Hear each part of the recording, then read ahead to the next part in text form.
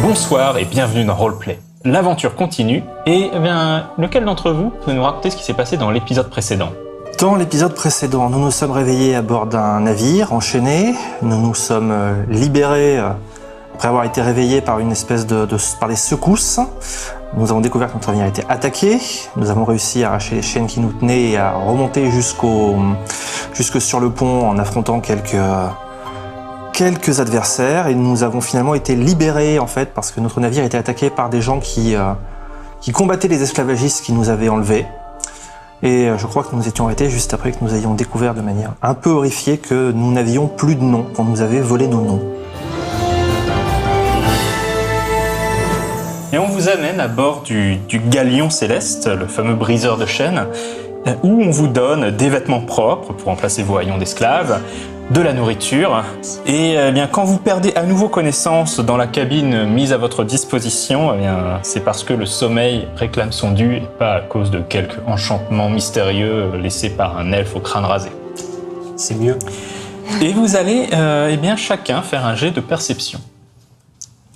Ok, donc D8 en ce qui nous concerne, 4. Un des 8 pour moi également, 3. C'est des 12. D12, tiens le voilà. 6. 6. Cette nuit-là, tu fais un rêve. Tu te trouves dans une vaste salle qui semble avoir été taillée à même la roche. Tu n'es pas toute seule. Tes deux compagnons sont là également, même s'ils semblent en bien meilleure forme qu'aujourd'hui, ainsi que 3 autres silhouettes que tu ne parviens pas vraiment à identifier. Le chef de votre groupe, un nain, pose la main sur l'un des murs et semble marmonner des mots dans sa barbe. Une porte se découpe alors sur le mur pourtant parfaitement lisse l'instant précédent. Un de tes compagnons te pose une main amicale sur l'épaule, sa voix te parvient lointaine et déformée. Il est temps d'y aller. Ne t'inquiète pas, nous reviendrons. Il compte sur nous. Nous reviendrons à Caer Ocren. Tu te réveilles en sursaut trempé de sueur, mais avec une certitude, ce n'était pas un rêve, c'était un souvenir. Si seulement tu en connaissais la signification. Le lendemain, vous êtes convié à déjeuner avec le capitaine du briseur de chaînes dans sa cabine. Vous sentez le navire tanguer doucement alors que l'on vous conduit à travers les coursives, mais vous savez désormais que ces remous ne sont pas dus aux vagues, mais au vent. Le capitaine porte une longue robe colorée et sa tête est surmontée d'un turban. Bien que plus petit que son second, le troll Tragor dont vous avez fait la connaissance la veille, il n'en est pas moins physiquement imposant. Ses traits sont durs et sa peau grisâtre rappelle la roche. S'il n'était ses yeux pleins de vie, vous auriez même pu le confondre avec une statue de pierre. Vous avez beau ne pas avoir recouvré tous vos souvenirs, vous savez qu'il appartient à la race des obsidiens. Il vous invite à vous asseoir et le repas est bientôt servi. Ce n'est pas un festin, mais après votre captivité, ça ne fait aucune différence. Un petit peu de vin peut-être. Les obsidiens préfèrent, leur rituel c'est plutôt de partager de l'eau de source. Un peu de source. Va pour l'eau de source. Mais l'eau de source a le goût du vin en ce qui vous concerne. Oui. Je suis Aralayelus, capitaine du briseur de chaînes. Soyez les bienvenus à bord de ce navire. Si vous avez la moindre question, je ferai de mon mieux pour y répondre. Le capitaine vous laisse manger sans vous déranger, mais il répond aux questions que vous pourriez éventuellement vous poser. Soit est-ce que tu as des questions pour le capitaine ? Oui. Dites-moi, ces gens que vous avez attaqués, ces gens qui nous retenaient en esclavage, quel mot affreux. Est-ce que vous sauriez nous dire de qui il s'agissait, pour qui travaillait-il ? C'était des pirates du ciel, des esclavagistes travaillant pour une organisation ? Qu'est-ce que vous pouvez nous dire ? Il se penche sous la table et sort une carte de Barcet, de la province. Ça nous dit quelque chose en voyant cette carte ou Pas vraiment. Mais voilà, vous ne reconnaissez rien, ni la topographie, ni les noms de villes ou de montagnes. Mais du coup, il vous montre un point un peu au-dessus des monts Delaris, qui se trouvent vers l'ouest. Et il vous explique que voilà, c'est ici, un peu au nord des monts Delaris, que nous avons intercepté le navire esclavagiste et son escorte. Nous l'avons pris en chasse peu de temps après son départ de Kratas, où il a fait escale 2 jours. J'ignore malheureusement si vous étiez déjà à son bord ou si vous avez été embarqué à Kratas. Les mercenaires que nous avons capturés pendant l'abordage ont été recrutés lors de cette escale et ils ne savent rien. Ces crapules ne s'intéressent qu'à leurs soldes et se moquent bien de savoir qui les a recrutés et pourquoi. Tout ce que nous avons appris en les interrogeant est que le navire se dirigeait vers la province de Rugari. Sans notre intervention, votre destin était sans doute d'être vendu comme esclave à Terra. Le nom vous évoque quand même quelque chose. Vous avez entendu parler de Terra, mais pour vous, c'est quelque chose de très lointain, dans le passé, bien avant votre époque. Le fait que Terra existe encore aujourd'hui vous surprend quelque part. D'accord, Terra, cela évoque de très vieilles histoires quand même. C'est un mot qui paraît sorti du passé. Ça pique l'intérêt du capitaine. Il dit « J'aimerais que vous me racontiez votre histoire, enfin, ce que vous êtes en mesure de vous rappeler. A priori, vous le rappelez, Raphaël nous disait tout à l'heure, vous êtes réveillé à bord de ce navire. Exactement. Pas tellement plus de choses que cela. Arrive la mention du fait que vos noms semblent s'être évaporés. L'obsidien hoche la tête à l'évocation de l'oubli de votre nom. Il a déjà vu ces symptômes. Dans quelles circonstances ? Vous vous êtes trouvé sous l'emprise d'un questeur de 10. Sûrement le chef de cette troupe d'esclavagistes. Quoi ? Un questeur de 10, la passion, 10. Et toi, tu n'as jamais entendu parler d'une passion qui s'appelle 10. Tu as entendu parler d'une passion qui s'appelle Eren 10. C'est d'ailleurs ce que tu lui dis. Et là, il hausse son sourcil rocailleux. Il dit « Eren 10, plus personne ne connaît cette passion sous ce nom. On dit qu'elle est devenue folle pendant le châtiment. De passion de l'ordre et du travail, elle est devenue passion de l'esclavage et se fait désormais appeler 10. Celui qui vous avait sous son emprise était sans aucun doute un de ses questeurs, probablement de haut rang. Passion de l'esclavage. Ok, je vais me remettre à manger tout ce qu'il y a sur la table, je ne parle plus. Tout est bien, il faut que tu boives un petit coup d'eau aussi. Désolé, j'ai une voix d'orque. À coup sûr, son pouvoir vous a privé de vos noms, car les esclaves n'en ont pas besoin. Et leur retirer est la première étape pour leur enlever tout libre arbitre. Je crois qu'il revenait régulièrement, quasiment tous les jours. Il faisait quelque chose, de la magie. Donc c'était ça, il nous volait notre... Il utilisait ses pouvoirs, les pouvoirs que lui a donné la passion pour vous maintenir dans un état de confusion et d'asservissement. Le reste de vos souvenirs reviendra avec le temps, mais vos noms sont perdus à jamais. Ils ont été retirés de votre trame véritable. Il faudra vous en forger de nouveau. Je suis désolé. Finalement, un peu de vin, ça serait bien. Beaucoup. Qu'est-ce qu'on peut faire ?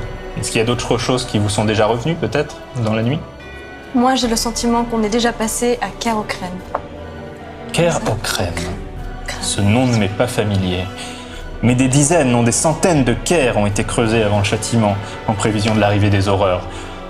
Se peut-il qu'encore aujourd'hui, un siècle après la réouverture des portes de Thrall, il reste encore des Kers scellés dont les habitants n'ont pas conscience que le châtiment est terminé ? Ça expliquerait pourquoi vous connaissez encore 10 sous son nom Eren 10 et pourquoi vous ne savez pas que l'Empire Terran est revenu. Quoi, c'est un souvenir qui était revenu... J'ai rêvé de ça cette nuit. Vous étiez là, avec moi, et d'autres compagnons. Je suis sûre que ce n'était pas un rêve. Kerocrène, ça nous dit quelque chose à tous les deux ? Oui, le nom, pareil, vous êtes familier, ça vous donne un sentiment comme une nostalgie en fait. Se pourrait-il que ça soit notre Chez demeure, oui, notre chez nous ? Je ne l'ai pas vu sur la carte. Ouais. Si, comme il dit, il y a des centaines de Kers, la carte était ainsi faite que tous n'y apparaissent pas. Mais... Vous n'avez pas reconnu non plus de rivières, de montagnes, d'une vallée, d'une plaine. Mais non, de toute évidence. Non, désolé, non. Le peu que vous saviez de la géographie du monde de la surface, rien sur cette carte ne vous le rappelle. Mais avec l'évocation que vient de faire la nécromancienne, cette impression qu'on ait pu effectivement avoir vécu sous terre plutôt qu'à la surface, est-ce que c'est quelque chose qui paraît cohérent ? Ça vous évoque des souvenirs diffus, mais ouais, vous vous souvenez avoir vécu dans cet endroit. Quand la Kerocrène, c'est votre foyer, ça vous en êtes sûr. Si on pouvait retrouver cet endroit, on pourrait peut-être retrouver des gens qui connaissent nos noms. Quitte à se reforger un nom, autant retrouver les bases de ce qui faisait de nous ce que nous étions. Il y avait une montagne et un nain, si ça peut nous aider. Enfin, il y avait un nain dans notre groupe. Dans ton rêve, il y avait une montagne et un nain. À Barsave, Ça va pas beaucoup nous aider. C'est pour ça que je dis, ça peut peut-être Ouais. nous aider, mais de peut-être. Le capitaine caresse son menton rocheux. Quand vos souvenirs commenceront à revenir, peut-être qu'ils contiendront un indice qui pourra vous permettre de retrouver votre Caire. J'imagine que vous faisiez partie d'une expédition envoyée à la surface pour savoir si le châtiment fait toujours rage au dehors. Tant que vous n'y retournerez pas, les habitants resteront terrés dans leur citadelle souterraine. Et le châtiment, il est fini. On estime qu'il est terminé, mais quelques horreurs continuent de rôder ça et là dans des endroits un peu reculés ou là où des poches de magie continuent de se maintenir. Mais globalement, le plus gros du danger est passé, oui. Et Terra existe encore. Terra existe encore et le royaume nain de Thrall, auquel le briseur de chaînes appartient, a ouvert ses portes, a ouvert son Caire il y a une centaine d'années. Il y a de moins en moins de Caire qui restent encore scellés à ce jour, mais malheureusement, tant que ces Caire n'envoient pas des expéditions à la surface pour vérifier, ils peuvent rester fermés indéfiniment. Donc, ce qui se dégage de cette discussion, c'est qu'il se pourrait que nous On trois soit partis. et quelques autres soyons sortis de ce Caire pour aller voir si la surface est à nouveau habitable, et que ce faisant, nous nous soyons fait capturer par ces esclavagistes. Ça semble un scénario probable. Malheureusement, ce questeur de 10, avec ce qu'il vous a fait, nous prive d'indices quant à la localisation de votre Caire. Par contre, ça soulève une inquiétude soudaine, c'est que qu'il ait été capable de nous priver de nos souvenirs, c'est une chose. Mais est-ce qu'il peut avoir été capable de se les approprier? Est-ce que ces gens sont susceptibles de savoir où se trouve notre Caire? Là, les pouvoirs que 10 peut donner à ces questeurs, en général, ils sont plutôt dans l'asservissement des êtres, pas tellement dans le vol de ce qui leur appartient. Je ne saurais vous en dire plus. Et là, on va où?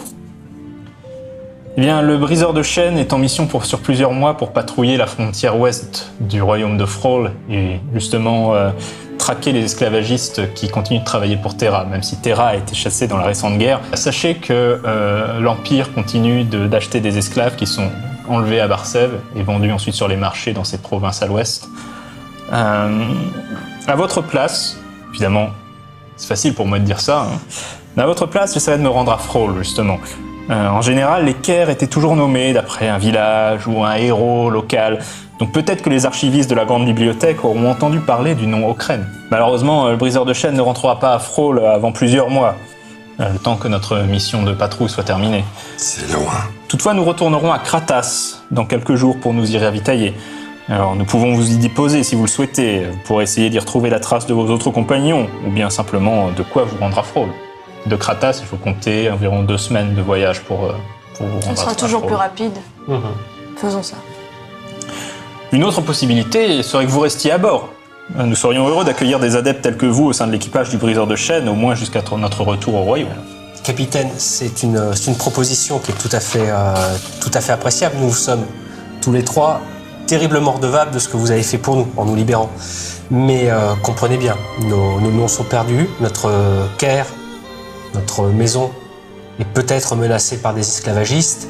Malgré toute l'envie que je pourrais avoir de payer ma dette envers vous en vous aidant, comprenez que la sécurité de notre Caire est peut-être en jeu et que ceci doit être notre préoccupation première. Nous devons libérer nos peuples. Dans tous les cas, jusqu'à notre arrivée à Kratas, considérez que vous êtes mes invités. Merci. Ce soir-là, vous retournez dans votre cabine, et puis alors que vous vous endormez, avec évidemment beaucoup de choses qui vous travaillent, hein, beaucoup de pensées, de questions, d'interrogations, eh bien, vous faites, là encore, un jet de perception. Moi, c'était... D8. C'est 12 pour toi. 3, décidément. 2, de mieux en Je mieux. crois que c'est pour elle. 6. 6. Décidément, les messages venus du monde des esprits semblent te favoriser, car cette nuit-là encore, eh bien, tu fais à nouveau un rêve. Toi et tes compagnons, tes 5 compagnons, êtes rassemblés autour d'une table. De l'autre côté de la table, quelqu'un a déroulé un parchemin sur lequel est dessiné une sorte de plan. Tu crois tout d'abord voir le capitaine du briseur de chaînes et sa carte de la province de Barsev, mais très vite sa silhouette laisse place à celle d'un vieil homme, un elfe, portant de longs cheveux et une longue barbe. Tu baisses les yeux sur le plan et constates qu'il représente des salles et des couloirs dont l'agencement est terriblement familier, sans que tu puisses vraiment en discerner les détails. l'elfe attire votre attention sur un endroit précis, une sorte de long corridor situé loin du reste de la structure. Nos ancêtres ont prévu ce tunnel pour envoyer une équipe d'éclaireurs à la surface. Mais pour qu'aucune horreur ne puisse l'utiliser contre nous, les Tskrang l'ont inondé avec de l'eau véritable. Une fois la porte révélée, il vous faudra nager jusqu'à la sortie. Tu relèves la tête et le vieil elfe barbu est devenu l'elfe au crâne rasé et à la toche couleur de cendre, le questeur de 10, le visage déformé par un rictus mauvais. Sans que tu puisses bouger un muscle, sa main vient se poser sur ton front, ses doigts longs et squelettiques comme des pattes d'araignée s'enfonçant dans ton crâne. Un esclave n'a pas besoin de nom. Tu te réveilles en nage à ce moment précis. Le reste du voyage en direction de Kratas se déroule sans incident. Vous avez surtout l'occasion de faire plus ample connaissance avec les différents membres d'équipage du briseur de chaînes. Par exemple, la guerrière naine au visage tatoué, qui se nomme Gela. Elle vous révèle être elle-même une ancienne esclave. Ces tatouages étaient originellement une marque apposée par son propriétaire, un riche marchand errant, comme on marquerait le bétail. Après avoir recouvré la liberté, Gela décida de se faire faire de nouveaux tatouages afin de transformer le signe de son maître en un motif qui n'appartienne qu'à elle. Alors pendant ce voyage vers Kratas, est-ce qu'il y a des choses particulières que vous souhaitez faire à bord du briseur de chaînes? Moi, je vais vous raconter mon rêve, parce que je pense que ça nous concerne tous, parce que je suis sûre que le rêve que j'ai reçu la nuit dernière n'était pas un rêve, mais plutôt un souvenir. Et qu'il n'y a pas de raison que tu déprimes toute seule. Voilà. Mais c'est gentil, on apprécie beaucoup que tu prennes sur toi d'avoir ce genre de rêve désagréable. Mais si on peut, on partagera. On essaiera. En tout cas, ça veut dire que l'entrée du Caire est salement bien planquée et que par conséquent, on aura beaucoup moins d'ennuis que tu ne le craignais. Que, a priori, Caire-Ukraine est planqué. C'est plutôt bon signe, ouais. Par contre, ça veut dire que nous-mêmes, on va ramer pour le trouver. Une petite question, qu'est-ce que tu entends par eau véritable? Tu demandes. Alors c'est l'eau élémentaire en fait, c'est de l'eau qui vient directement du plan élémentaire de l'eau. Et comme c'est de l'eau qui est intrinsèquement magique, ça fait une barrière astrale contre les entités comme les horreurs. L'une des raisons pour laquelle les Caire par exemple sont une bonne protection, c'est parce que comme ils sont enterrés, ils sont protégés par une couche de terre véritable, de terre élémentaire, qui du coup forme une protection qui fait que les horreurs ne peuvent pas passer, en tout cas pas astralement. Et l'eau véritable, c'est fréquent, il y en a partout ou c'est assez précis comme... Il faut ouvrir, il faut un élémentaliste qui va ouvrir un portail vers le plan élémentaire de l'eau et puis aller... Ok, donc en fait, si on trouve effectivement une source de ce truc-là quelque part dans la nature, on a une bonne chance d'avoir trouvé notre Caire. Allez, un indice, c'est bien. Donc, oui, tu disais, qu'est-ce qu'on fait pendant le voyage? Vous avez 3 jours, enfin 2 jours maintenant, jusqu'à Kratas, parce qu'il y a des choses particulières. Déjà se remettre en état, profiter de l'hospitalité. Ouais, il va y avoir moyen de se récupérer de l'équipement sans abuser de l'hospitalité de nos amis sroliens, mais pas partir pieds nus et les mains dans les poches. Il vous donne un équipement de base qui correspond, ça tombe bien, à l'équipement décrit sur vos fiches, afin que voilà, vous soyez en mesure de vous lancer dans un voyage si telle est votre décision. Moi, je vais faire des maîtrises de sorts pour avoir un peu de magie en réserve. Donc, qu'est-ce que tu places dans tes matrices? Je vais placer une emprise spectrale et un cercle glacial. Le cercle glacial, on l'a vu dans le premier épisode, et celui-ci, c'est le deuxième, c'est emprise spectrale, ça fait quoi? En fait, ça fait un esprit qui vient du plan astral pour saisir l'ennemi ou la cible et Tu es notre arme non létale. C'est ça. C'est assez terrifiant également. Le matin du 3e jour, la sombre silhouette de Kratas apparaît à l'horizon. Adossée à un plateau rocheux, la cité semble d'abord majestueuse avec son château taillé dans la falaise, ses manoirs aux toits pentus, ses grandes tours, son dôme et son mur d'enceinte. Mais alors que le soleil poursuit son ascension et dissipe les ombres, Kratas révèle son vrai visage, sinistre. Les manoirs sont en ruine, les tours sont brisées, la citadelle éventrée. Des taudis insalubres et bancals sont venus recouvrir les antiques monuments tels des parasites. Seul le dôme, rutilant dans la lumière matinale, semble avoir été épargné par les affres du temps. Ok, déjà, qu'est-ce qui s'est passé là? Parce que la ville a l'air cool, mais pas tant que ça en fait. Gela vous explique que Kratas est surnommée la cité des voleurs car elle sert de plaque tournante aux informations et aux marchandises volées. C'était autrefois un carrefour commercial, une cité franche dédiée au libre-échange, jusqu'à ce qu'arrivent les horreurs. Quand des aventuriers la redécouvrirent peu après le châtiment, elle débordait de richesses et de trésors magiques, mais ne comptait pas le moindre survivant. Après quelques années, les ruines devinrent le refuge de bandits cherchant un abri entre deux rapines. Le célèbre voleur orc, Gartik le Borgne, s'est nommé chef de la ville. Bien que très vieux pour un orc, il est parvenu à rester au sommet de la chaîne alimentaire en étant plus rusé et vicieux que les autres. Certains des chefs de bande tentent régulièrement de le déloger, mais à ce que j'ai entendu dire, on les retrouve en général éparpillés aux quatre coins de la ville façon casse-tête catéien. Bon, le briseur de chaînes ne s'amarrera pas à Kratas même. Gela vous explique que même si Gartik le Borgne s'est allié aux forces de Thrall contre l'envahisseur Terran lors de la récente guerre, les voleurs ne reconnaissent aucun maître et ne toléreraient pas l'irruption d'un navire de guerre dans leur cité. Le vaisseau fera donc plutôt escale un peu à l'est de la ville, dans un petit village nommé Daiche. Mais ça, ce sera au prochain épisode.